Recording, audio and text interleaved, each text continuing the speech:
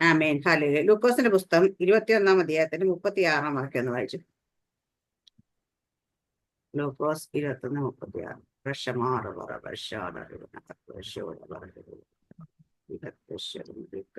ആകയാൽ ഈ സംഭവിപ്പാനുള്ള എല്ലാറ്റിനും ഒഴിഞ്ഞു പോകുവാനും മനുഷ്യപുത്രന്റെ മുമ്പിൽ നിൽപ്പാനും നിങ്ങൾ പ്രാപ്തരാകേണ്ടതിന് സദാകാലവും ഉണർന്നും പ്രാർത്ഥിച്ചും കൊണ്ടിരിപ്പീൻ. ആമേൻ. ഹല്ലേലൂയ. ഇവിടെ പറയുന്ന യേശുകർത്താവ് പറയുന്നത്, ആകയാൽ ഈ സംഭവിപ്പാനുള്ള എല്ലാറ്റിനും ഒഴിഞ്ഞു പോകുവാനും മനുഷ്യപുത്രന്റെ മുമ്പ് നിൽപ്പാനും നിങ്ങൾ പ്രാപ്തരാകേണ്ടതിന് സദാകാലം ഉണർന്നും പ്രാർത്ഥിച്ചുകൊണ്ടിരിപ്പിന്. ഹല്ലേലൂയ. അപ്പൊ ഏറ്റവും ഇമ്പോർട്ടന്റ് എന്താന്ന് വെച്ചാ, നമ്മൾ മനുഷ്യപുത്രന്റെ മുമ്പ് നിൽക്കേണ്ടതാണ്.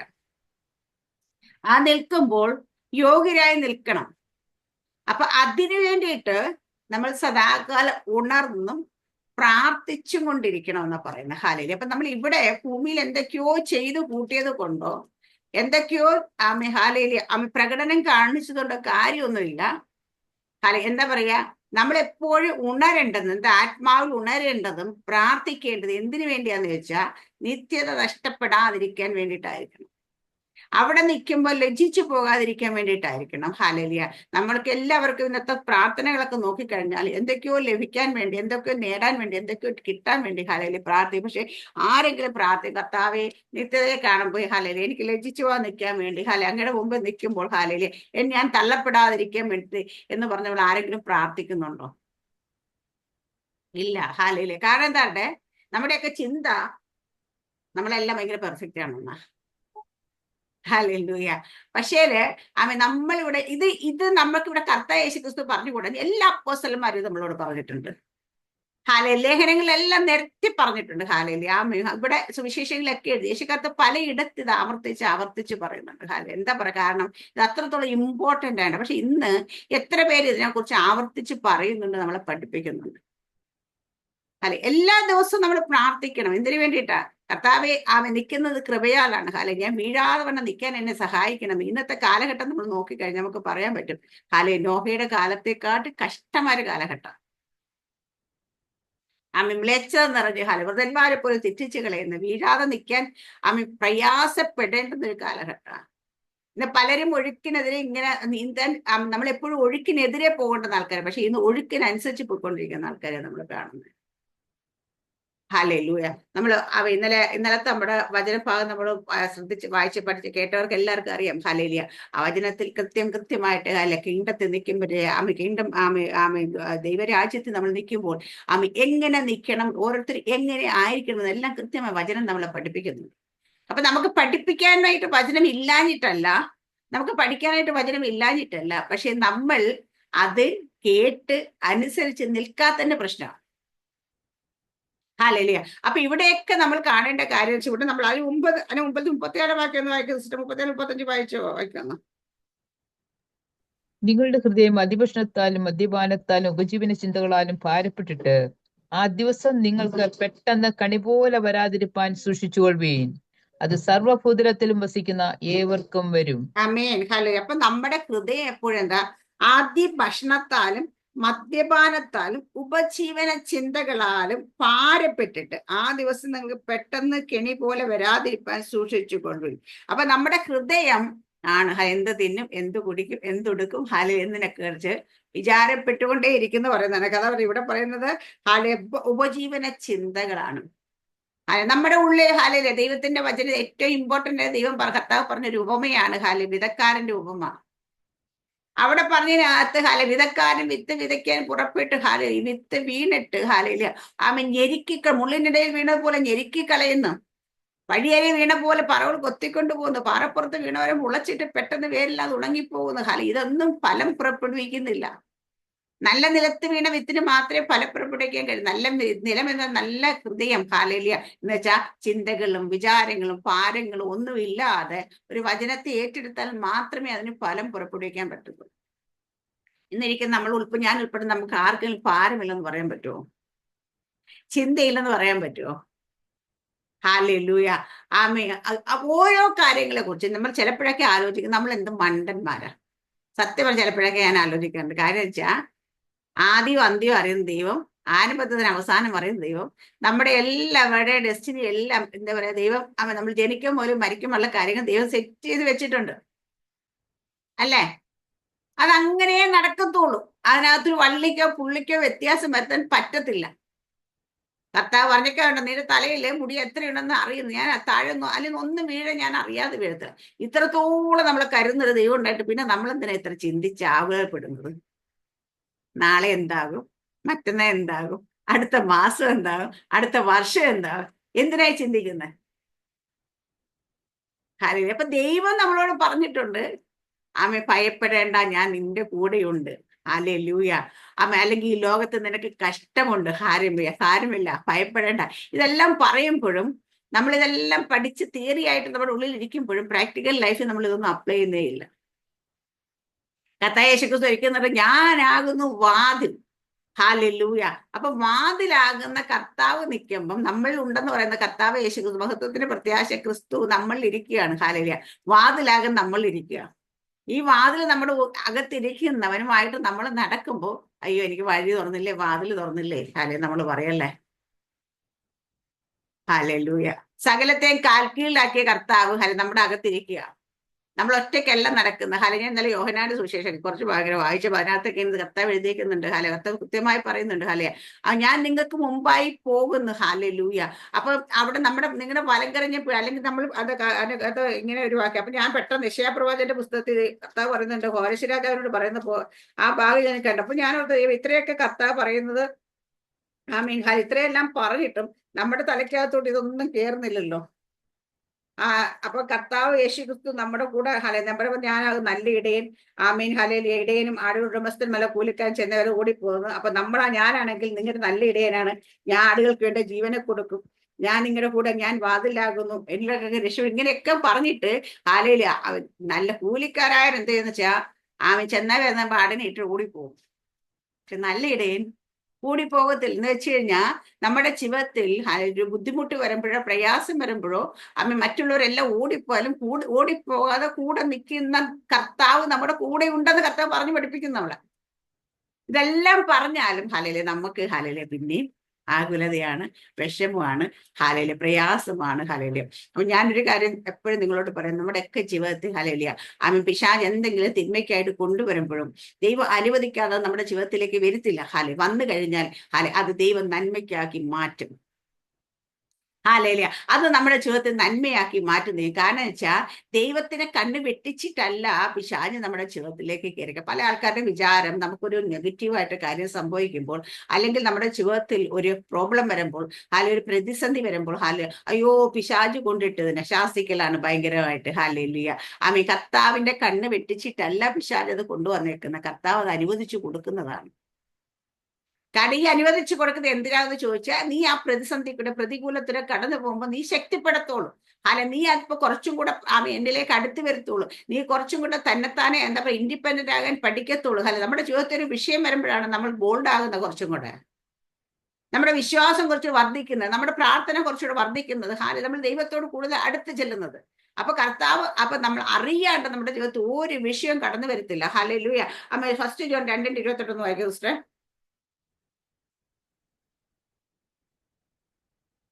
1 യോഹന്നാൻ 2:28.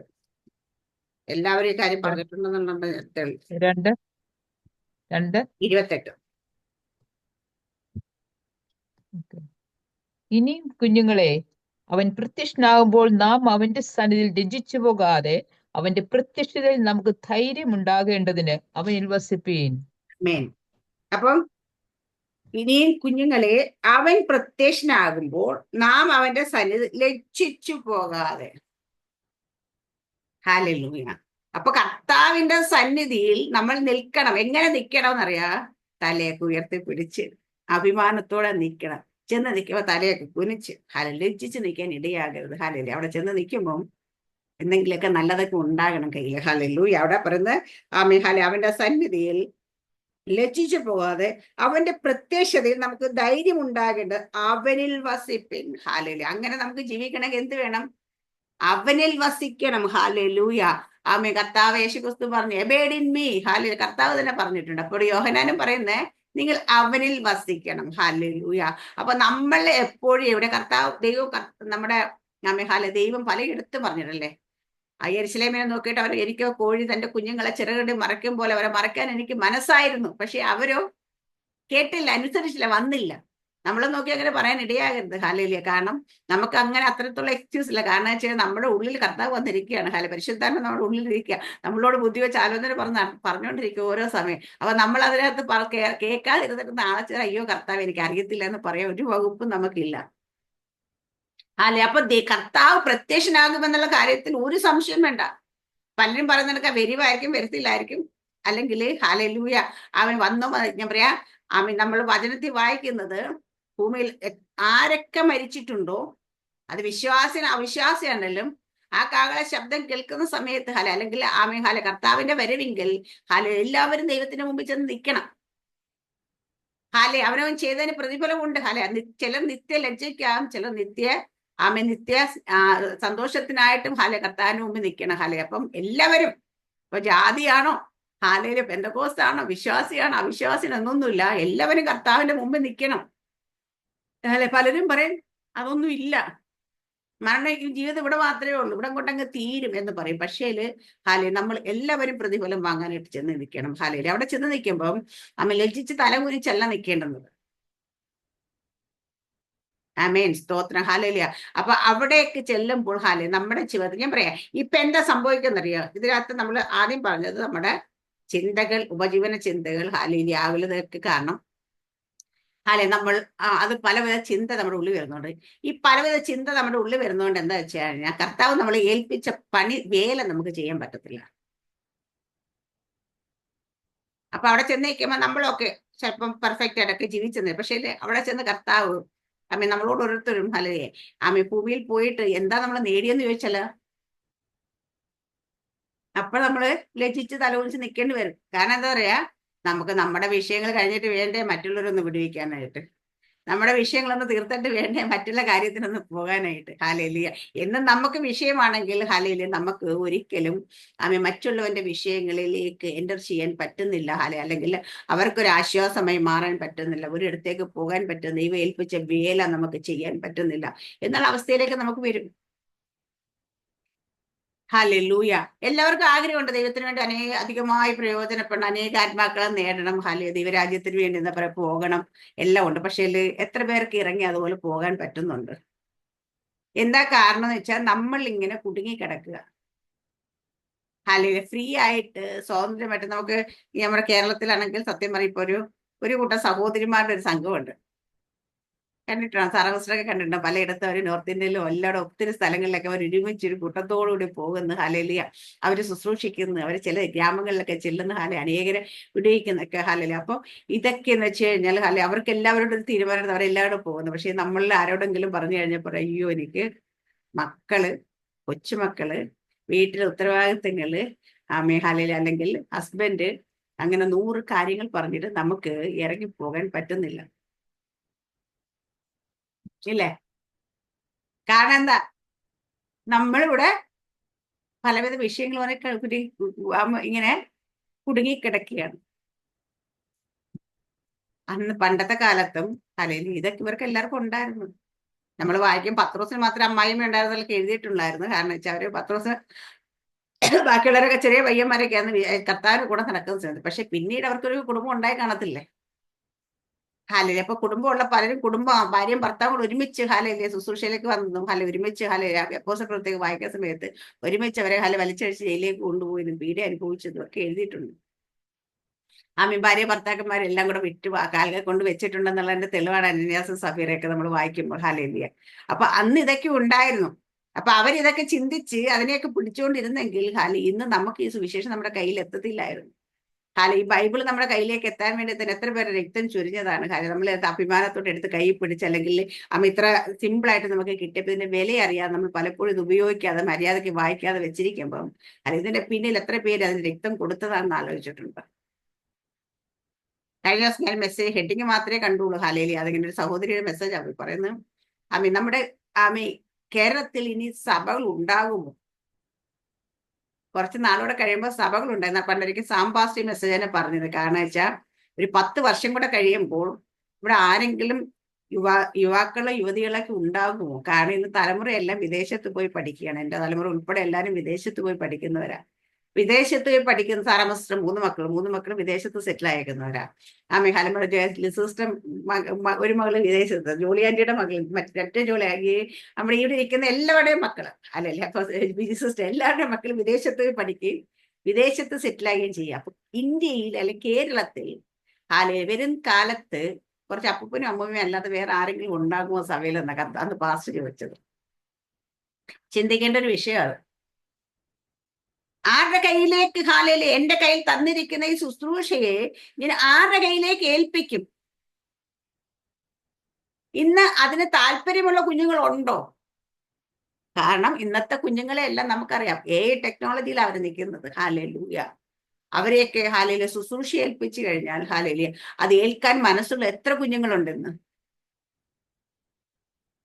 നമ്മുടെ ദൈവസഭ, കേരളത്തിലെ ദൈവസഭയുടെ പോക്ക് എങ്ങോട്ടാന്ന് ചോദിച്ചാ കുറച്ച് കഴിയുമ്പോൾ പണ്ട് ഇവിടെ സഭ ഉണ്ടായിരുന്നു എന്ന് പറയുന്ന അവസ്ഥയിലേക്കാണോ പോകുന്നത്? കാലഹരണപ്പെട്ടു പോകുമോ എന്നുള്ളത് ഇതൊക്കെ നമ്മൾ ആലോചിക്കേണ്ട വിഷയങ്ങളാണ്. കാരണം പൈശാചിക മണ്ഡലം ശ്രമിക്കുന്നത് അവര് ഇന്നുള്ളതിനെ എല്ലാം പൂട്ടിക്കാനായിട്ട് ശ്രമിച്ചുകൊണ്ട് ഇന്ന് പൂട്ടിക്കൊണ്ടേയിരിക്കുക. കാനഡയിലൊക്കെ സ്ഥിതി, കാനഡയിലുള്ളവർക്കൊക്കെ അറിയാല്ലേ. അപ്പൊ UK പലയിടത്തും പണ്ട് നടന്നുകൊണ്ടിരുന്ന സഭ ഇന്ന് ഡാൻസ് ബാറും മറ്റും മറിച്ചതൊക്കെ ആയിട്ട് മാറിക്കഴിഞ്ഞു. കാരണം സഭയ്ക്കുള്ള ആൾക്കാരില്ല. ഇവിടെ കോവിഡ് അനുസരിച്ച് എത്രയോ സഭകൾ പൂട്ടിപ്പോയി, എത്രയോ ദേവദാസന്മാര് വേറെ ജോലിക്ക് പോയി തുടങ്ങി. എന്താ കാരണം? ചിന്തിക്ക്. ഈ ദിവസങ്ങളിൽ നമ്മുടെ ഉള്ളിൽ തന്നിരിക്കുന്ന വിഷയങ്ങൾ നമ്മുടെ ഉള്ളിൽ ദൈവം എന്തെങ്കിലും വിഷയം ഇട്ട് തന്ന ഇന്നൊക്കെ കേട്ട് കേട്ടോ, മിനിസിസ്റ്റർ രാവിലെ പറഞ്ഞ മെസ്സേജ് കൊള്ളായിരുന്നു കേട്ടോ, അത് കഴിഞ്ഞപ്പോൾ വിട്ടുപോകരുത്. നമ്മൾ മെസ്സേജ് കേട്ട് കഴിഞ്ഞാൽ ഏത് ദൈവദാസന്മാർ പറയുമ്പോൾ അതിനകത്തൊരു ഒരു കണ്ടന്റ്, ഒരു കാതലായിട്ട് ഭാഗമുണ്ടെങ്കിൽ അത് നമ്മുടെ ഉള്ളിൽ കയറണം. ഞാൻ കഴിഞ്ഞ കാലത്ത് എനിക്കൊന്ന് ഒരു മാസമെങ്കിലായിക്കാണ് അത് ഞാൻ പറഞ്ഞിങ്ങനെ ഞാൻ ദർശനം കണ്ട് ഇങ്ങനെ പുതിയൊരു വീട് അല്ലെ ഒരു ഫ്ലാറ്റ് എന്തോ എനിക്ക് വേണ്ടി ഇങ്ങനെ അറേഞ്ച് ചെയ്യുന്നു. അപ്പൊ ഞാനിങ്ങനെ ഒരു പ്രെയർ റൂം പ്രാർത്ഥനാ മുറി വേണമെന്ന് സജ്ജീകരിക്കണം ഞാൻ മനസ്സിൽ പെട്ടെന്ന് ആഗ്രഹം. പണ്ട് നേരത്തെ മുതലാണ് ഇനി ഒരു എന്തെങ്കിലും ഒരു ഭവനമുണ്ട്, മുമ്പേ ഒരു പ്രാർത്ഥനാ മുറി അതിന് വേണ്ടിയാണ്. അപ്പൊ ഞാൻ എൻ്റെ പ്രാർത്ഥനാ മുറിയിൽ ഞാനിങ്ങനെ പോയിട്ട് പ്രയർ റൂം എന്ന് പേര് എഴുതാൻ പോയപ്പോൾ കർത്താവ് പറഞ്ഞു, നീ അത് പ്രയർ റൂം ഒന്നും എഴുതരുത്, സീക്രട്ട് പ്ലേസ് എന്ന് എഴുതണമെന്ന് പറഞ്ഞു. ഹല്ലേലൂയ എന്ന് പറഞ്ഞ് ഞാനപ്പോ സീക്രട്ട് പ്ലേസ് എന്നൊരു ബോർഡ് എഴുതി വെക്കുന്നതായിട്ട് കണ്ട് ഇത്ര വിഷയങ്ങളുണ്ട്. ഹല്ലേലൂയ. അപ്പൊ ഇപ്പൊ ഞാൻ കഴിഞ്ഞ ദിവസങ്ങളിലൊക്കെ മെസ്സേജ് കേൾക്കും, പലരും ഈ വേർഡ് ഉപയോഗിക്കുന്നത് ഞാൻ കേൾക്കുന്നുണ്ട്. ഇന്നലെ നമ്മുടെ ഞങ്ങളുടെ ചർച്ചിലെ ദുബായിലെ നമ്മുടെ മിഡിൽ ഈസ്റ്റ് ചർച്ചിലെ വിനിമയം നല്ല ഹല്ലേലൂയ 91 സങ്കീർത്തനത്തിൽ നിന്നാണ് പ്രബോധിപ്പിച്ചത്. അവിടെയും പറയുന്നത് കേട്ടി സീക്രട്ട് പ്ലേസ്. ഹല്ലേലൂയ. നമ്മൾ അവന്റെ സീക്രട്ട് പ്ലേസിലേക്ക് കയറണം. അപ്പൊ ഞാൻ പറയാം, ദൈവത്തിന്റെ വായന ഒരു കാര്യം നമുക്ക് വെറുതെ വരുത്താം. അതുവരെ ഞാൻ ആ വേർഡ് എങ്ങനെ വചനത്തിലുണ്ടെങ്കിലും ആരും അത് ഉപയോഗിച്ചാൽ കണ്ടിട്ടില്ല. പക്ഷെ ഇപ്പൊ ദൈവം റിപ്പീറ്റ് ചെയ്ത് തന്നെ കേൾപ്പിക്കുക. കാരണം വെച്ചാൽ ദൈവം ആഗ്രഹിക്കുന്ന ആഗ്രഹം നമ്മുടെ എല്ലാവരുടെയും പ്രാർത്ഥനാ സ്ഥലത്തെ ഒരു പ്രാർത്ഥനാ സ്ഥലമായിട്ടല്ല, നമ്മൾ ദൈവവും നമ്മളും തമ്മിൽ സംസാരിക്കുന്ന ഒരു രഹസ്യ സ്ഥലമായിട്ട്. എന്ന് വെച്ചാൽ രഹസ്യത്തിൽ കാണുന്ന പിതാവിനോട് നമ്മൾ രഹസ്യത്തിൽ തന്നെ ചില വിഷയങ്ങൾ എന്താ കർത്താവ് പറയുന്നത് നമ്മൾ കേൾക്കുകയും നമ്മൾ അതനുസരിച്ച് മറുപടി പറയുക. രഹസ്യങ്ങൾ കൈമാറുന്ന ആർക്കാ? ദൈവം. അല്ലെങ്കിൽ നമ്മൾ ആരോടാ രഹസ്യം പറയുന്നത്? ആരുടെ രഹസ്യം? നമുക്ക് അത്ര അടുത്ത ആൾക്കാരാണ്, അടുത്ത വിശ്വാസമുള്ള ആൾക്കാരോട് നമുക്ക് അത്രത്തോളം എന്താ പറയുക, ഇവരോട് ഇത് പറയാമെന്ന് കോൺഫിഡൻസ് വരുന്നവരോടാണ് നമ്മൾ പറയുന്നത്. ആ ഒരു ബന്ധമാണ് ദൈവം നമ്മളുമായിട്ട് ആഗ്രഹിക്കുന്നത്. ഹല്ലേലൂയ. അപ്പം രഹസ്യം പങ്കുവെക്കാൻ ദൈവം തയ്യാറാണ് നമ്മളോട്. ദൈവത്തിന്റെ ഹൃദയത്തിൽ ആഴത്തിൽ കിടക്കുന്ന മർമ്മങ്ങളെയാണ്, നമ്മളെ രഹസ്യങ്ങളെയാണ് ഇത് പലതുമുണ്ട് പക്ഷെ വെളിപ്പെടുത്താതെ ഇത് പറയാൻ ദൈവം തയ്യാറാണ്. പക്ഷെ നമ്മൾ കേൾക്കാൻ തയ്യാറല്ല.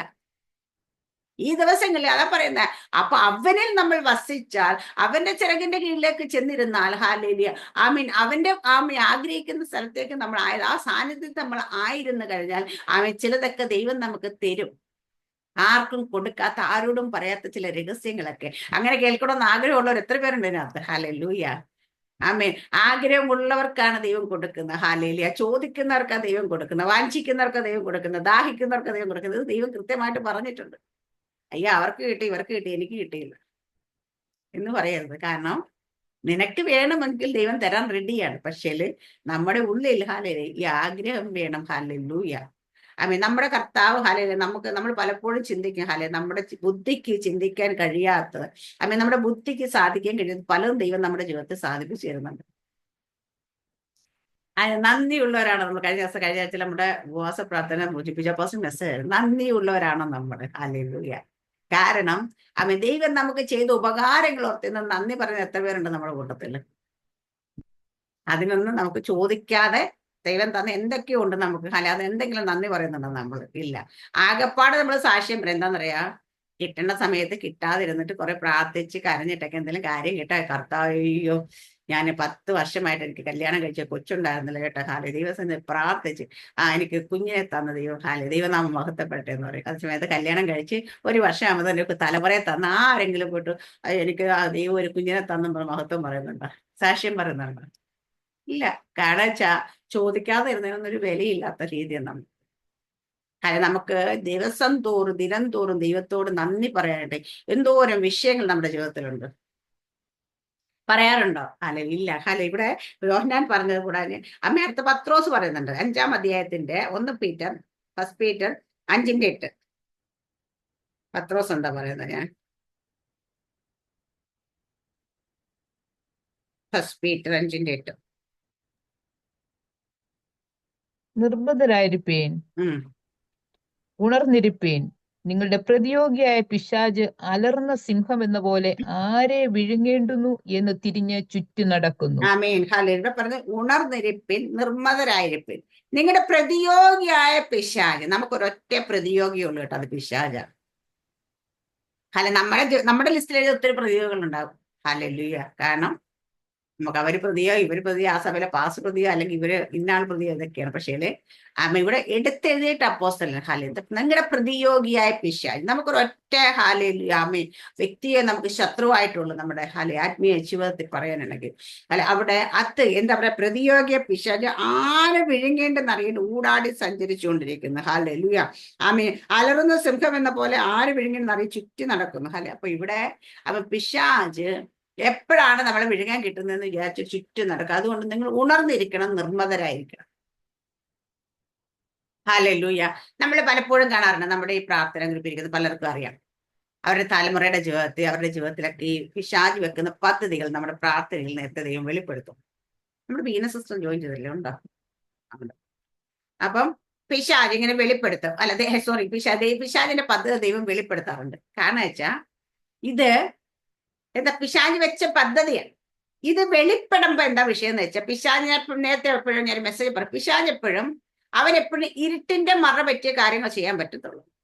അവൻ ഇരുട്ടത്ത് പ്രവർത്തിക്കുന്നവൻ, അവൻ വെളിച്ചത്ത് പ്രവർത്തിക്കാൻ പറ്റത്തില്ല. ഹാലയില് അവനപ്പൊ എല്ലാം ആ ഇരുട്ടിൽ മൂടിയാണ് അവൻ പ്രവർത്തിക്കുന്നത്. അവന്റെ പദ്ധതികളെല്ലാം ഇരുട്ടിൽ മറഞ്ഞായിരിക്കുന്നത്. ഹാലി. പക്ഷെ ദൈവം ഇത് വെളിപ്പെടുത്തുമ്പോൾ അവിടെ എന്താ വെച്ചാൽ, അവിടെ വെളിച്ചം വ്യാപരിച്ചത് നമ്മൾ കണ്ടു. വെളിച്ചം വരുമ്പോഴേ നമുക്ക് കാണാൻ പറ്റും. ഇരുട്ടത്തിരിക്കുക സാധനം നമുക്ക് കാണാം. നമ്മൾ കണ്ടാൽ തന്നെ അവന്റെ പദ്ധതി പൊളിഞ്ഞു. കാരണം ഇരുട്ട് മാറിപ്പോയി അവിടെ നിന്ന്. ഹാലയിലുയ. ആ പദ്ധതി പിന്നെ സക്സസ് ആകത്തില്ല. ഹാലയിലുയ അവിടെ. പക്ഷെ ഇതെങ്ങനെയാ നമ്മൾ കാണുന്നത് വെച്ചാൽ, നമ്മൾ ഉണർന്നിരിക്കുമ്പോഴാണ് കാണുന്നത്. നമ്മൾ നിർമ്മതരായി, നമ്മൾ ജാഗരിക്കണം. പ്രാർത്ഥന നമ്മൾ വിജയൻ ജപ്പാസ് എപ്പോഴും പറയും, നിങ്ങൾ വെറുതെ പ്രാർത്ഥിച്ചാൽ പോരാ, നിങ്ങൾ അന്യഭാഷയിൽ നിങ്ങൾ പോരാടി പ്രാർത്ഥിക്കണം. നിങ്ങൾ ജാഗരിച്ച് പ്രാർത്ഥിക്കണം. ഹാല എന്താ വെച്ചാൽ, ഒരു യുദ്ധം ചെയ്യുന്ന പട്ടാളക്കാരൻ ഹാലയിലെ അതിർത്തിയിലേക്ക് എപ്പോഴും ജാഗരിക്കും. കാരണം എവിടെയെങ്കിലും ശത്രു ഏതെങ്കിലും വഴി വരുന്നോന്ന്. അതുപോലെ നമ്മൾ ജാഗരിച്ച് പ്രാർത്ഥിക്കണം. ഹാലയില പോരാടി പ്രാർത്ഥിക്കണം. ഹാല എന്താ വെച്ചാൽ ഇത് കണ്ടു കഴിഞ്ഞാൽ അപ്പൊ തന്നെ അതിനോട് ഹാലയിലെ ശത്രുവിന്റെ പദ്ധതിയിൽ കണ്ട അതിനെ തകർത്തുകൊണ്ട് മുൻപോട്ട് പോകണം. ഹാല പോരാടി ഇങ്ങനെ നമ്മൾ പ്രാർത്ഥിക്കുമ്പോഴാണ് അവന്റെ പദ്ധതികളൊക്കെ തകർത്തുകൊണ്ട് നമുക്ക് മുൻപോട്ട് പോകാം. ഇല്ലെങ്കിൽ എന്തായിട്ടെന്ന് വെച്ചാൽ പദ്ധതികളൊക്കെ വന്ന് അടിയൊക്കെ മേടിച്ച് കഴിയുമ്പോൾ നമ്മൾ പിന്നെ പ്രാർത്ഥിക്കും, പിന്നെ പുറത്തു വിടും. പണ്ടാരോട് പറഞ്ഞിട്ടുണ്ട്, രോഗം വരുന്നതിനെക്കാട്ടും നല്ലതാ വരാതെ സൂക്ഷിക്കുന്നത്. അല്ലേ? വന്നിട്ട് ചികിത്സിച്ച രോഗം മാറുമായിരിക്കില്ലെന്ന് ഞാൻ പറയുന്നത്. ഇപ്പോഴത്തെ കാലത്ത് എല്ലാ രോഗത്തിനും മെഡിസിനൊക്കെ കണ്ടുപിടിച്ചു. പക്ഷേ വരാതിരിക്കുന്നതല്ലേ ഏറ്റവും നല്ലത്. അതുപോലെ നമ്മുടെ ജീവിതത്തിൽ പിശാച് എന്തെങ്കിലും പദ്ധതി വെക്കും മുമ്പ് അവൻ പദ്ധതി വെക്കാൻ പോകും ദൈവം നമുക്ക് വെളിപ്പെടുത്തും. എന്താ വെച്ചാൽ ദൈവം നമ്മളോട് വെളിപ്പെടുത്താതെ ഒരു കാര്യം അനുവദിച്ചു കൊടുക്കത്തില്ല, ചെയ്യത്തില്ല. പിശാചിന് ചെയ്യാനാണെങ്കിലും കർത്താവ് നമ്മളോട് പറയും. അത് പറയുന്നത് കേൾക്കണമെങ്കിൽ നമ്മൾ ഉണർന്നിരിക്കണം. നിർമ്മതരായിരിക്കണം. ഹാലേലിയ. അങ്ങനെ ഇരിക്കുവാണെങ്കിൽ ഹാലേലിയ അവന്റെ പദ്ധതികൾ നമുക്ക് നേരത്തെ അറിയാൻ പറ്റും, നമുക്ക് അതിൽ നിന്ന് ജയിക്കാൻ പറ്റും, അതിൽ വീഴാതെ വേണം പോകാൻ പറ്റും. ഹാലേലൂയ. അവിടെ അതാണ് പത്രോസ് കൂടെ പറയുന്നത്. അതിന്റെ 4-ാം അധ്യായത്തിന്റെ 7-ാം വാക്യത്തിലും പത്രോസ് അപ്പോസ്തലൻ പറയുന്നുണ്ട്. 4-7 വായിച്ചു. എന്നാൽ എല്ലാറ്റിന്റെ അവസാനം സമീപിച്ചിരിക്കുന്നു. ആകയാൽ പ്രാർത്ഥനയ്ക്ക് സുബോധമുള്ളവരും നിർമ്മതരുമായിരിപ്പീൻ. അവിടെ നേരത്തെ ഉണർന്നിരിപ്പിൻ നിർമ്മതായി. ഇവിടെ പറയുന്നത് പ്രാർത്ഥനയ്ക്ക് എന്താ പറയാ, സുബോധമുള്ളവരും നിർമ്മതരുമായിരിപ്പിൻ. നമുക്ക് ദൈവം തന്നിരിക്കുന്ന ആത്മാവ് സുബോധത്തിന്റെ ആത്മാവിനെയാണ്. ഇവിടെ പറയാം നമ്മുടെ പ്രാർത്ഥനയിൽ എപ്പോഴും സുബോധമുള്ളവരായിരിക്കണം. വെറുതെ ഇരുന്ന് പ്രാർത്ഥിച്ചാൽ പോരാ, വെറുതെ ഇരുന്ന് ജൽപ്പനം ചെയ്താൽ പോരാ. അവിടെ ഇവിടെ ഓടി നടന്ന് നമ്മൾ പ്രാർത്ഥിച്ചാൽ പോരാ. എങ്ങനെയും പ്രാർത്ഥിച്ചാൽ പോരാ, സുബോധത്തോടു കൂടി നമ്മൾ പ്രാർത്ഥിക്കണം. പ്രാർത്ഥനയിൽ എപ്പോഴും സുബോധമുള്ളവരായിരിക്കണം. ഒരു കാര്യം പ്രാർത്ഥന വെളിപ്പെട്ടാൽ പോലും അതെന്താ തിരിച്ചറിയാൻ നമുക്ക് കഴിയണം. ഹല്ലേലൂയ. ഒരു പ്രകാരം നമ്മൾ പ്രാർത്ഥിച്ചുകൊണ്ടിരിക്കുമ്പോൾ ദൈവത്തിനാണ് അതിന് വെളിപ്പെടുത്തി അത് ശരിയായ രീതിയിൽ നമുക്ക് മനസ്സിലാക്കാൻ കഴിയണം. ഇപ്പൊ പലപ്പോഴും നമുക്ക് ചില പ്രാർത്ഥിക്കാൻ ചില വിഷൻസ് ദൈവം തരും, ചില വെളിപ്പാടുകൾ ദൈവം തരും. ചില തോന്നലുകൾ നമുക്ക് തോന്നും. ഇതൊക്കെ കാണുമ്പോൾ നമ്മൾ അതിനെ ശരിയായ രീതിയിൽ സുബോധമുള്ളവർ എങ്ങനെയാണോ അതിനെ കൈകാര്യം, ആ സുബോധത്തിന്റെ ആത്മാവിൽ നിന്ന് തന്നെ അതിനെ കൈകാര്യം ചെയ്യണം. ഹല്ലേലൂയ. നമ്മള് അല്ലാതെ നമുക്ക് തോന്നുന്ന പോലെ ചിന്തിച്ച് തോന്നുന്ന പോലെ തന്നെ വ്യാഖ്യാനിച്ച് പോകരുത്. ഹല്ലേലൂയ. അപ്പൊ ഇവിടെ സുബോധം. അപ്പൊ അതാ പറയുന്നത് നമ്മൾ എപ്പോഴും പരിശുദ്ധാത്മാവിൽ കണക്റ്റഡ് ആയി പ്രാർത്ഥിക്കണം എന്ന് ഉപദേശിന്റെ കാര്യം. എന്താ വെച്ചാൽ സുബോധത്തിന്റെ ആത്മാവരാ പരിശുദ്ധ. നമ്മുടെ ആത്മാവ് സുബോധത്തിന്റെ ആത്മാവ് എനിക്ക് തോന്നുന്നില്ല. പക്ഷെ അപ്പൊ നമ്മൾ പ്രാർത്ഥിക്കുമ്പോ എങ്ങനെയായിരിക്കും, അത് പ്രാർത്ഥനയ്ക്ക് സുബോധമുള്ള. അപ്പൊ നിർമ്മതരും നമ്മുടെ എപ്പോഴും നമ്മ ഒന്നും വെച്ചുകൊണ്ട് ഞാൻ പറയാം, ചിലപ്പോഴൊക്കെ ചില വിഷയം ഞാൻ മിക്കവാറും വിഷയങ്ങൾ കേൾക്കത്തില്ല പ്രാർത്ഥിക്കുന്നത്. കാരണം വെച്ച് കഴിഞ്ഞാൽ വിഷയങ്ങൾ കേട്ട് നമ്മൾ പ്രാർത്ഥിച്ചാൽ നമ്മുടെ മനസ്സിൽ ചിന്തയില് ദൈവം എന്തെങ്കിലും വെളിപ്പാട് കാണിച്ചാൽ ദൈവം ഇത് മനസ്സിൽ നിന്ന് കാണാൻ വന്നതാണ് തോന്നൽ നമുക്ക് വരും. മനസ്സിലായത്? അപ്പൊ നമ്മൾ നിർമ്മതരായിരുന്നു കഴിഞ്ഞാൽ ഒരു കുഴപ്പമില്ല. കാരണം വെച്ച് കഴിഞ്ഞാല് നമുക്ക് അതുകൊണ്ട് പ്രാർത്ഥിക്കാൻ നമ്മൾ മുൻവിധിയോടുകൂടി ഇരിക്കല്, മുൻ ധാരണയോടുകൂടി ഇരിക്കല്, നമ്മുടെ മനസ്സിൽ സങ്കല്പങ്ങൾ അനുസരിച്ചിരിക്കല്. എന്തെങ്കിലും കാര്യങ്ങൾ എനിക്ക് ഇങ്ങനെയൊക്കെ കിട്ടിയാൽ കൊള്ളാതെ കർത്താവ് എന്ന് പറഞ്ഞ് പോയിരിക്കരുത്. കാരണം നമ്മൾ എപ്പോഴും ആ മനസ്സിനെയൊക്കെ നല്ല എന്താ പറയാ ക്ലിയർ ആക്കി ക്ലീൻ ആക്കി വെച്ചോണ്ട് പോയിരുന്നു നമുക്ക്. അപ്പൊ നിർമ്മതരായിരിക്കും ഇവിടെ പറയുന്നത് പ്രാർത്ഥനയ്ക്ക് സുബോധം. അപ്പൊ നമ്മൾ എപ്പോഴും പ്രാർത്ഥിക്കുക. കാരണം ഏറ്റവും കൂടുതൽ നമ്മള് പല ചിന്തകൾ വെച്ചിരിക്കുന്ന കാര്യം പ്രാർത്ഥനയാണ്. വചനം കേൾക്കാനൊക്കെ കുറച്ചുകൂടെ ഒക്കെ വചനമല്ലേ എനിക്ക് കുറച്ചുകൂടെ ഒക്കെ അത് കേൾക്കണം, മനസ്സിലാക്കണം, ചൂടൊക്കെ ചിന്തകളൊക്കെ വിട്ടിരിക്കും. പക്ഷെ പ്രാർത്ഥിക്കാതിരിക്കുമ്പോൾ പല ആൾക്കാരും പ്രാർത്ഥിച്ച് വായോട് അനങ്ങിക്കൊണ്ടേയിരിക്കും, പക്ഷെ മനസ്സിങ്ങനെ കറങ്ങിക്കൊണ്ടേയിരിക്കും. ശരിയല്ലേ? ഞാൻ അങ്ങനെയൊക്കെ ചെയ്യാറുണ്ട്. അതുകൊണ്ട് എനിക്ക് ചില സമയം നമുക്ക് പ്രാർത്ഥിക്കാതിരിക്കുമ്പം എന്താ നമ്മുടെ തലയിൽ ഇങ്ങനെ ഓരോരോ നമ്മുടെ കാര്യങ്ങൾ തന്നെ ഇങ്ങനെ എന്താ പറയാ സിനിമ വിഷൻസ് ഒക്കെ ഇങ്ങനെ റീൽസ് പോലെ വരുന്ന പോലെ വരും. കാരണം എന്താ വെച്ചാൽ നമ്മുടെ ചിന്ത പക്ഷെ അവിടെയാണ് നമ്മൾ എപ്പോഴും എന്ത് ചെയ്യുന്നത് വെച്ചാൽ, ഞാൻ എപ്പോഴും പറയുന്നത് പ്രാർത്ഥിക്കാതിരിക്കാൻ ഞാൻ എപ്പോഴും പ്രാർത്ഥിക്കാറുണ്ട്. നിങ്ങൾ കേട്ടിട്ടുണ്ടറിയാം, നമ്മുടെ ആത്മാവും ദൈവത്തിന്റെ ആത്മാവും കണക്ട് ആയിട്ട് ഒന്നായിട്ട് ചേർന്ന് പ്രാർത്ഥിക്കാൻ സഹായിക്കണം. വെച്ചാൽ നമുക്കൊരാത്മാവുണ്ട്, ദൈവത്തിന്റെ ആത്മാവ് നമ്മളുണ്ട്. ഈ ആത്മാവ് രണ്ടും കൂടെ കണക്ട് ആയാൽ മാത്രമേ നമുക്ക് ദൈവത്തിന്റെ ആ ഒരു പരിശുദ്ധാത്മാവിന്റെ സുബോധത്തിൽ നിർമ്മതയിലേക്ക് നിന്ന് പ്രാർത്ഥിക്കാൻ പറ്റത്തുള്ളൂ. നമ്മുടെ ആത്മാവിനെ നമ്മൾ പ്രാർത്ഥിക്കുക, നമ്മുടെ ആത്മാവിൽ കണ്ണടയ്ക്കുമ്പോൾ തന്നെ നാളത്തെ കൊച്ചിന്റെ ഫീസ് അയച്ചില്ല, അല്ലെങ്കിൽ അപ്പൊ അത് ഇത് ചെയ്തില്ല അത് ചെയ്തതൊക്കെയൊക്കെ നമ്മുടെ ഹൃദയത്തിലേക്ക് വരുന്നത്. വരുമ്പോഴത്തെ നമ്മൾ പിന്നെ അതിനെ ചിന്തിച്ചുകൊണ്ടായിരിക്കും പ്രാർത്ഥിക്കുന്നത്. അങ്ങനെ ചിന്തിച്ചുകൊണ്ടല്ല നമ്മൾ പ്രാർത്ഥിക്കണം. പരിശുദ്ധാത്മാവുമായി കണക്റ്റഡ് ആയി പരിശുദ്ധാത്മ നമ്മുടെ ബലഹീനതകൾക്ക് വേണ്ടി തുണ നിൽക്കുന്ന ദൈവത്തോട് പക്ഷപാതം ചെയ്യുന്ന ദൈവത്തിന്റെ ആത്മാവ് പ്രാർത്ഥിക്കുമ്പോൾ ദൈവത്തിന്റെ ആത്മാവ് വെറുതെ പ്രാർത്ഥിക്കുക, ജൽപ്പനം ചെയ്യല. ദൈവത്തിന്റെ ആത്മാവ് നമുക്കത് വെളിപ്പെടുത്തി തന്ന് വിഷയങ്ങൾ കാണിച്ചു തന്നല്ലേ വിഷയങ്ങളുടെ അതിന്റെ മറുപടി കാണിച്ച് പ്രാർത്ഥിക്കാൻ സഹായിക്കുന്നതാണ്. അപ്പൊ അതുകൊണ്ട് നമ്മളെപ്പോഴും സുബോധത്തോടും നിർമ്മതരമായി ഇരുന്ന് പ്രാർത്ഥിക്കണം. 1 കൊരിന്ത്യർ ലേഖനം 16-ാം അധ്യായത്തിന്റെ 13-ാം വാക്യം വായിക്കും. ായിട്ട് വലിയ കണക്റ്റഡ് അല്ല വചനം, എന്നാലും വാക്യം.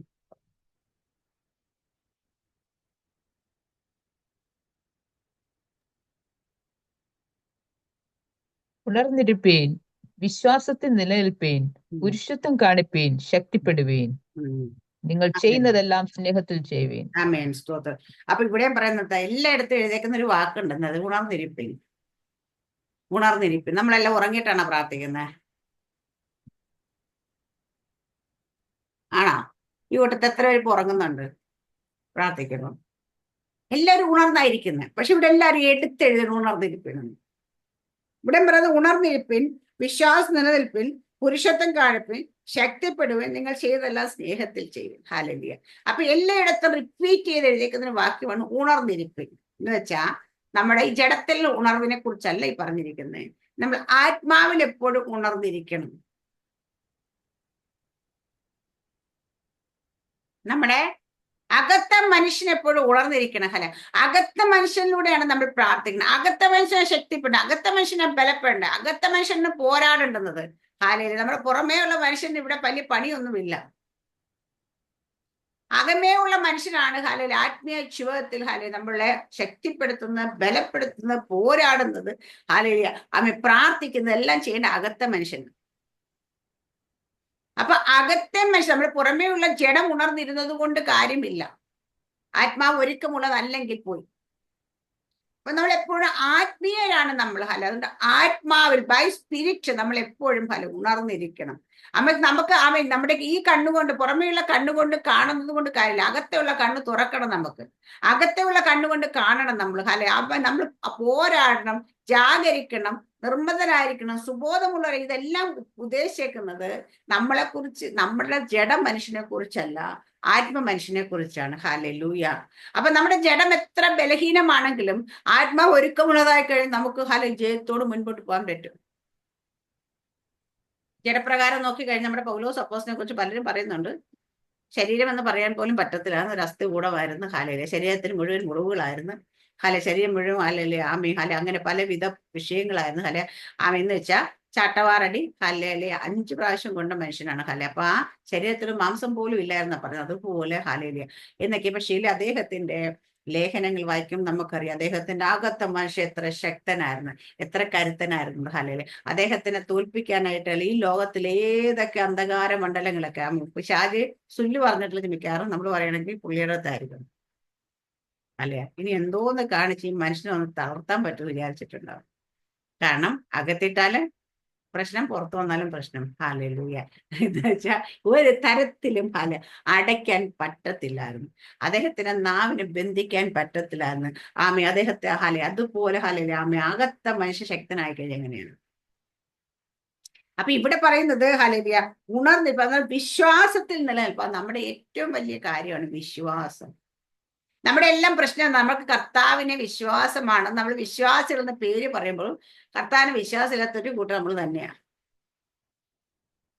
കാരണം എന്റെ കർത്താവിന് എനിക്ക് വിശ്വാസമാണെങ്കിൽ ഞാൻ നാളെ കുറിച്ച് ആകുലപ്പെടത്തില്ല, ചിന്തിക്കത്തില്ല, ഭാരപ്പെടത്തില്ല. കാരണം എന്റെ കർത്താവ് സകലതും എനിക്ക് നന്നായി ചെയ്യുന്ന ദൈവം എന്നോട് ഭയപ്പെടേണ്ട, ഞാൻ നിന്റെ കൂടെ ഉണ്ടെന്ന് പറഞ്ഞ കർത്താവ് എന്റെ കൂടെയുണ്ട്.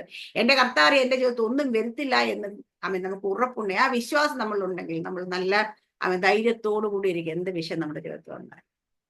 ഇതില്ലാത്തത് കൊണ്ടാ ടെൻഷനാകുന്നു. ഹല്ലേലൂയ.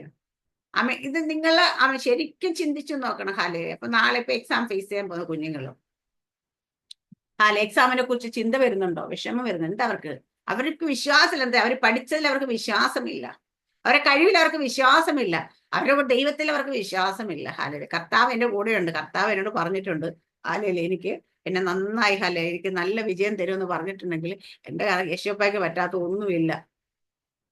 സകല ജ്ഞാനത്തിന്റെ ഉറവിടമായ ജ്ഞാനമായ ദൈവം നമ്മുടെ ഉള്ളിലിരിക്കുമ്പം ആ ജ്ഞാനം നമ്മൾ ഉള്ളപ്പോൾ ഞാൻ എന്തിനാ ഭാരപ്പെടുന്നത് എന്ന് നമുക്ക് ചിന്തിക്കാൻ പറ്റും. കൂളായിട്ട് പോയി കാര്യങ്ങൾ കൈകാര്യം ചെയ്യാൻ പറ്റും. പക്ഷെ ടെൻഷന് പകരം നമ്മൾ കുറെ ടെൻഷനൊക്കെ വലിച്ചു വെച്ചുകൊണ്ട് പോയി കഴിയുമ്പോഴത്തേക്കും നമുക്ക് മര്യാദയ്ക്ക് ചെയ്യാൻ പറ്റുന്ന കാര്യങ്ങൾ പോലും ചെയ്യാൻ കഴിയത്തില്ല. ഒരു രോഗം നമ്മുടെ ശരീരത്തിലേക്ക് വരുമ്പോൾ ഉടനെ അല്ല, അയ്യോ ദൈവമേ എനിക്ക് രോഗം വന്നേ, ഈ രോഗം എന്താണോ, ഇതെന്തെങ്കിലും ആണോ എന്നൊക്കെ വിചാരിച്ച് നമ്മൾ ചിന്തിക്കുന്നു. കർത്താവ് അറിയാണ്ട് നമുക്ക് ഒരു രോഗവും നമ്മുടെ ശരീരത്തിലേക്ക് വരത്തില്ല. ഹല്ലേലൂയ. ഈ കാര്യങ്ങൾ നമുക്ക് ദൈവത്തിൽ വിശ്വാസമില്ലാത്തത് തന്നെയാണ് വരുന്നത്. ഇവിടെ അതുകൊണ്ടാണ് പറഞ്ഞത് നിങ്ങൾ വിശ്വാസം നിലനിൽപ്പ്. അപ്പൊ നമ്മള് വിശ്വാസത്തിൽ തന്നെ നിലനിൽക്കണം. നമ്മുടെ വിശ്വാസം പലപ്പോഴും പൊങ്ങിയും താന്നും പോകുന്ന തിരമാല പോലെയാ. ചിലപ്പോ ഭയങ്കര വിശ്വാസം, അയ്യോ ഇപ്പൊ ഇങ്ങോട്ട് ഈ ആകാശം താഴ്ത്തു വന്നാലും ഒരു കുഴപ്പമില്ല, ഞാനിങ്ങനെ കയറി പിടിക്കുമെന്ന് പറയും. ചില നേരത്തിൽ ചെറിയ കാര്യം വന്നാൽ അപ്പൊ അതോടുകൂടി പോയി. അല്ല, വിശ്വാസത്തിൽ നിലനിൽക്കണം. ഹാലലിയ. അവിടെ പറയുന്നത് എന്നിട്ട് പുരുഷത്വം കാണും. അപ്പൊ വിശ്വാസമുള്ളവർ എന്ത് കാണുക? ആ പുരുഷത്വം എന്ന് പറഞ്ഞാൽ ഇവിടെ നല്ല ധൈര്യം കാണിക്കുന്നത് മാത്രമേ ഉദ്ദേശിച്ചിട്ടുള്ളൂ. കാരണം പലയിടത്തും നമുക്കറിയാം പുരുഷന്മാർക്കാണ് സ്ത്രീകളെക്കാട്ടി കൂടുതൽ ധൈര്യം എന്നൊക്കെ പറയുന്നെങ്കിലും പുരുഷന്മാരെക്കാട്ടി ധൈര്യമുള്ള സ്ത്രീകളും ഉണ്ട്. ഹല്ലേലൂയ, ആമേൻ. അവിടെ നമ്മുടെ വചനം വേദപുസ്തകത്തിൽ വായിച്ചാൽ തന്നെ പുരുഷന്മാരെക്കാട്ടി ധൈര്യമുള്ളത് സ്ത്രീകൾക്കായിരുന്നത് കർത്താവിന്റെ കല്ലറയ്ക്കുള്ളിൽ പോകുമ്പോഴേക്ക് അറിയാം. മറ്റുള്ളവരെല്ലാം വാതിലടച്ചകത്തിരിക്കുമ്പോഴും സ്ത്രീകളാണ് അധികാലത്തെ സ്വന്തം വർഗമൊക്കെ ആയിട്ട് കല്ലറയിലേക്ക് കടന്നു ചെല്ലുന്നത്. അല്ലെ, അപ്പൊ അവിടെ ധൈര്യം കൊള്ളാർക്കാം സ്ത്രീകൾക്ക് തന്നെയാണല്ലേ? ആണോ? ആണ്. ഹല്ലേലൂയ. നമ്മുടെ കൂട്ടത്തിൽ എത്ര ധൈര്യവതികൾ ഇരിപ്പുണ്ട് ഈ കൂട്ടത്തില്. ഹല്ലേലൂയ. ഞങ്ങൾ ഭയങ്കര ധൈര്യശാലികളാണ്. ഞങ്ങൾ ഭയപ്പെടത്തില്ല, ഞങ്ങൾ മുൻപോട്ട് പോകും. ആർക്കും ഞങ്ങളെ തടയാൻ പറ്റത്തില്ല. എന്തൊക്കെ പ്രതികൂലം നിന്നാലും ഞങ്ങളൊരു കാര്യം തീരുമാനിച്ച് കർത്താവിന്റെ ഇറങ്ങാൻ തീരുമാനിച്ച് ഇറങ്ങും എന്ന് ഉറപ്പോട് പറയാൻ പറ്റുന്ന എത്ര പേരുണ്ട്. ധൈര്യമൊക്കെ വരട്ടെ എല്ലാവരും. ഹല്ലേലൂയ. ഇവിടെ പറയാം പുരുഷത്വം. അപ്പൊ നമുക്ക് വിശ്വാസമുണ്ടെങ്കിൽ നമുക്ക് ധൈര്യം ഉണ്ടാകും. ധൈര്യമുണ്ടെങ്കിൽ നമ്മൾ പുരുഷത്വം കാണിക്കുന്ന നിനക്ക് നമ്മൾ ചിലതൊക്കെ ചെയ്യാൻ ശ്രമിക്കും. ചിലതൊക്കെ ചെയ്യും. അവിടെ പറഞ്ഞ ശക്തിപ്പെടുവിൻ. അപ്പം നമ്മള് പുരുഷത്വം കാണിക്കുന്നത് നമുക്ക് ശക്തി വരും. അറിയാത്തൊരു ശക്തിയൊക്കെ നമ്മളിലേക്ക് വരും. അപ്പൊ നമ്മളെ പിടിച്ചു കെട്ടാൻ പറ്റത്തില്ല. അവിടെ നിങ്ങൾ ചെയ്യുന്നതെല്ലാം സ്നേഹത്തിൽ ചെയ്യാൻ. അടുത്തത്, നമ്മൾ എന്ത് ചെയ്യുമ്പോഴും അവിടെ എന്തുണ്ടാകണം? സ്നേഹം ഉണ്ടാകണം. 1 കൊരിന്ത്യർ 13-ാം അധ്യായത്തിൽ പറയുന്നുണ്ട്, സ്നേഹമില്ലെങ്കിൽ ഏതുമില്ല. നമ്മുടെ ശരീരം തന്നെ ചുടുവാൻ ഏൽപ്പിച്ചു കൊടുത്താലും സ്നേഹമില്ലെങ്കിൽ ഒരു കാര്യമില്ല. നമ്മള് ഒരു സ്നേഹമില്ല, ചുമ്മാ ഭയങ്കര അന്യഭാഷ പ്രാർത്ഥന എന്ന് വെച്ചാൽ എന്താ? അത് ചിലപ്പോ കൈത്താളത്തോടൊക്കെ തുല്യമായിട്ടാണ് പറഞ്ഞേക്കുന്നത്. അപ്പോസ് അതുകൊണ്ട് നമുക്ക് സ്നേഹം ഉള്ളിൽ കർത്താവിന്റെ സ്നേഹം. ഞാൻ കഴിഞ്ഞ ദിവസം പറഞ്ഞെടുക്ക് നമ്മുടെ യേശു കർത്താവിന്റെ സ്നേഹം എന്ന് വെച്ചാൽ ദാറ്റ്സ് അൺകണ്ടീഷണൽ ലവ് ആണ്. കണ്ടീഷൻസ് വെച്ച് ഇങ്ങനെയൊക്കെ ചെയ്യുമ്പോൾ നീ ഇങ്ങനെയൊക്കെ ചെയ്യണം, എൻ്റെ കുഞ്ഞിന് ഞാൻ ഇങ്ങനെയൊക്കെ ചെയ്യുമ്പോൾ എൻ്റെ മോൾ എന്നെ സ്നേഹിക്കണം, എൻ്റെ മോൾ എന്നെ വിളിക്കണം, എൻ്റെ മോൾ എന്നോട് സംസാരിക്കണം, ഞാൻ ആഗ്രഹിക്കുന്ന പോലെ പെരുമാണ്. ഇതൊക്കെ നമ്മൾ ആഗ്രഹിച്ച് ചെയ്ത് കഴിഞ്ഞാൽ ഇറ്റ്സ് എ കണ്ടീഷണൽ ലവ്. അല്ലെ, എൻ്റെ അമ്മ എനിക്ക് ഇങ്ങനെ നോക്കണം, എൻ്റെ അമ്മ ഇങ്ങനെ ആയിരിക്കണം, എൻ്റെ അമ്മ എന്നെ ഇങ്ങനെ പാമ്പർ ചെയ്യണം എന്നൊക്കെ വിചാരിച്ച് ചെയ്ത് കഴിഞ്ഞാൽ ഇറ്റ്സ് എ കണ്ടീഷൻ ലവ്. അപ്പൊ ഈ കണ്ടീഷൻ ഒന്നും ഇല്ലാതെ കർത്താവ് നമ്മളെ സ്നേഹിച്ചത്. അപ്പൊ അതുകൊണ്ട് നമ്മുടെ എല്ലാവരുടെയും സ്നേഹത്തിന് കണ്ടീഷൻസ് ഒന്നും നോക്കി, ഇങ്ങോട്ട് ചിരിച്ചതിന് അങ്ങോട്ട് ചിരിക്കും, ഇങ്ങോട്ട് വിളിച്ചതിന് അങ്ങോട്ട് വിളിക്കും. ചില സമയത്ത് എൻ്റെ മോൾ ഫോൺ വിളിക്കുമ്പോൾ ഞാൻ ചിലപ്പോൾ എടുക്കത്തില്ല. ആരുടെ പ്രാർത്ഥന എന്തെങ്കിലും ആരും സംസാരിക്കണമെങ്കിൽ കട്ട് ചെയ്യും. അപ്പൊ അവൾ പെട്ടെന്നൊരു കോപത്തിന് ഇമോജി എടുത്ത് ഇങ്ങോട്ട് അയക്കാൻ. കാരണം അവളുടെ ഫോൺ എടുക്കാതെ അമ്മ എന്തെടുക്കുക ഇവിടെ? അതാണ് അവളുടെ ചിന്ത. എൻ്റെ ഫോണിനല്ലേ ഇമ്പോർട്ടൻസ്. അതിനിടയ്ക്ക് പിന്നെ ആരുടെ ഫോണാണ് സംസാരിച്ചുകൊണ്ടിരിക്കുന്നത് ചോദിച്ചിട്ട്. അപ്പൊ ഞാൻ ഇവിടുന്ന് മെസ്സേജ് അയക്ക്, ഞാനൊരു പ്രാർത്ഥനയിലാണ്, അല്ലെങ്കിൽ ഞാൻ ഇന്ന ആളോട് കാര്യം സംസാരിക്കുകയാണ്, പിന്നെ അപ്പൊ ചിലപ്പോൾ പറയാം ഓക്കെ എന്ന്, ചിലപ്പോൾ പറ്റത്തില്ല എനിക്ക് ഇപ്പൊ സംസാരിക്കണം എന്നൊക്കെ പറയുന്നത് വെച്ചാൽ അതൊരു കണ്ടീഷനാണ്. എന്താന്ന് പറയട്ടെ, ഞാൻ വിളിക്കുമ്പോ എൻ്റെ അമ്മ എടുക്കണം. ഹാലയിലൂയ. ഞാൻ സംസാരിക്കുമ്പോ എനിക്ക് വിളിക്കുമ്പോ കിട്ടണം എന്ന് വെച്ചാൽ എന്റെ ആയതുകൊണ്ട് എനിക്ക് ആക്സസ് വേണം. ഇതാണ് ഉദ്ദേശിക്കുന്നത്. മനസ്സിലായല്ലേ? ഇത് നമ്മുടെ എല്ലാവരും മനസ്സിലുണ്ട്. നമുക്ക് എല്ലാവർക്കും ഉണ്ട് കണ്ടീഷൻസ്. പക്ഷേ കർത്താവിന് കണ്ടീഷൻസ് ഒന്നുമില്ല. കർത്താവിനെയൊക്കെ നോക്കിയിട്ട് കർത്താവ് ഇങ്ങനെ നിൽക്കുമ്പോഴും മൈൻഡ് ചെയ്യാതെ നമ്മൾ പല വഴിയിലോട്ടൊക്കെ ഓടും. കർത്താവ് അവിടെ തന്നെ നിൽക്കുക. എന്താ ഓടിയിട്ടൊക്കെ തിരിച്ചു വരട്ടെ, ഞാൻ ഇവിടെ തന്നെ നിൽക്കാന്ന് പറയും. പക്ഷേ നമുക്ക് ആ ഒരു സ്വഭാവം ഇല്ല. ഹല്ലേലൂയ. യൂദായുടെ ലേഖനം 1:24 വായിക്കും.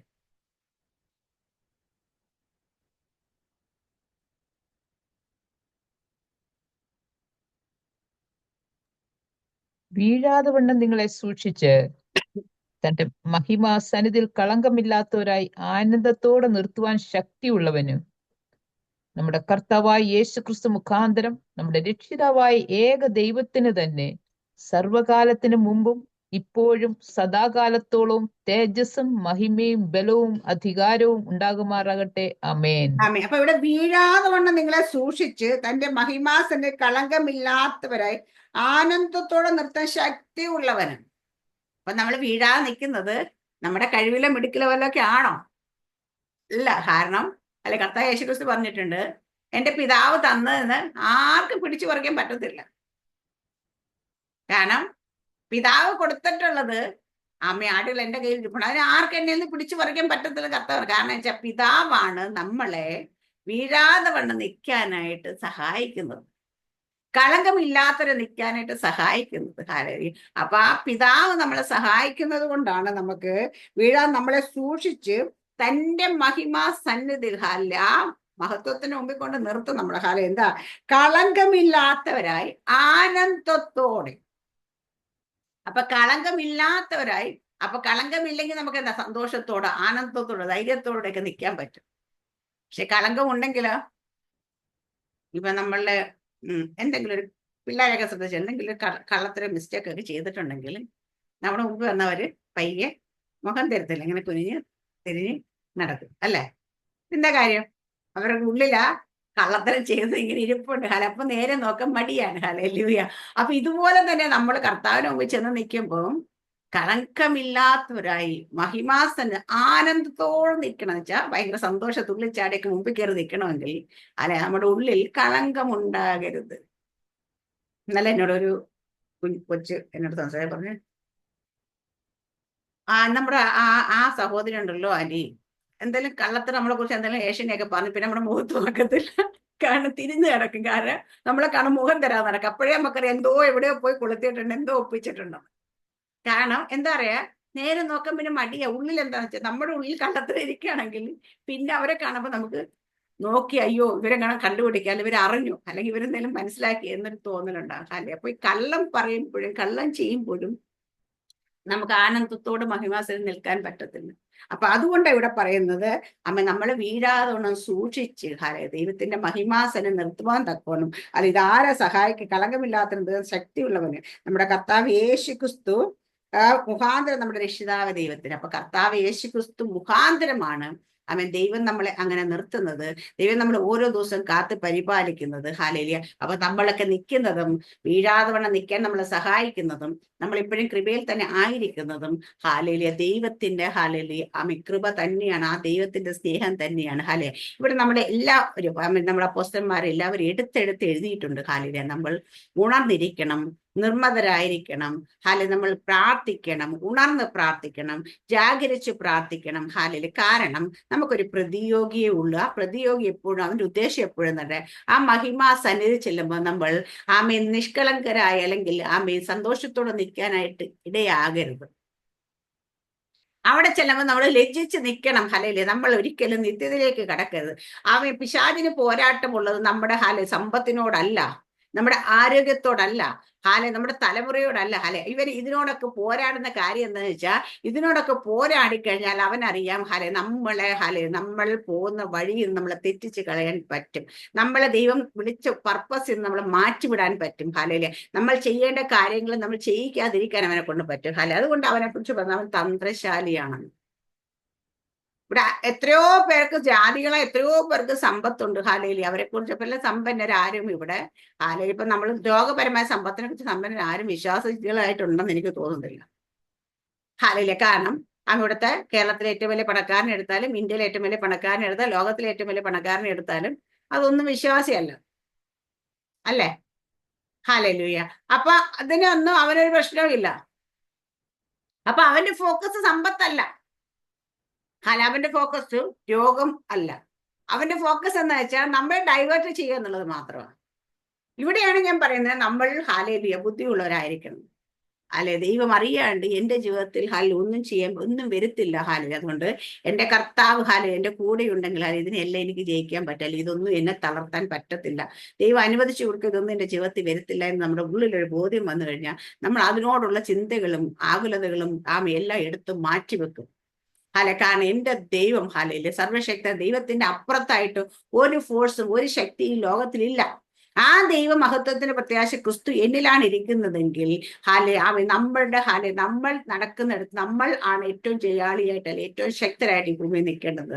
അതുകൊണ്ട് നമ്മളെ വീഴ്ത്തിക്കളയാനൊന്നും പറ്റും. അതുകൊണ്ട് ഇവിടെ പിശാച് പലപ്പോഴും നമ്മളോട് തന്ത്രം ഒരുക്കുമ്പോൾ നമ്മൾ ആ തന്ത്രത്തിൽ വീണുപോലെ വായിച്ച കുറിവാക്യത്തിലേക്ക് ഒന്നര സാറമിസ്റ്റ് ഒന്ന് വായിക്കോ.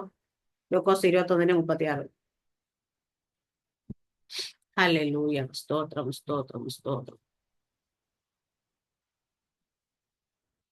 ആകയാൽ ഈ സംഭവിക്കാനുള്ള എല്ലാറ്റിലും ഒഴിഞ്ഞു പോകുവാനും മനുഷ്യപുത്രന് മുമ്പ് നിൽപ്പാൻ നിങ്ങൾ പ്രാപ്തരാകേണ്ടത് സദാകാലം ഉണർന്നും പ്രാർത്ഥിച്ചു. അപ്പൊ നമ്മുടെ എല്ലാവരുടെയും ചിന്ത ഇന്ന് തുടങ്ങിയിട്ട് നാളെ എന്താകും, എന്റെ ജീവിതത്തിൽ എന്താ, എന്റെ തലമുറ എന്താകും, എന്റെ ഹാലയിലെ പ്രശ്നങ്ങൾ എന്താകും എന്നല്ല, ഹാലയിലെ നമ്മൾ സദാകാലം ഉണർന്നും പ്രാർത്ഥിക്കേണ്ടതിന് മനുഷ്യപുത്രന്റെ മുമ്പിൽ നിൽക്കണം.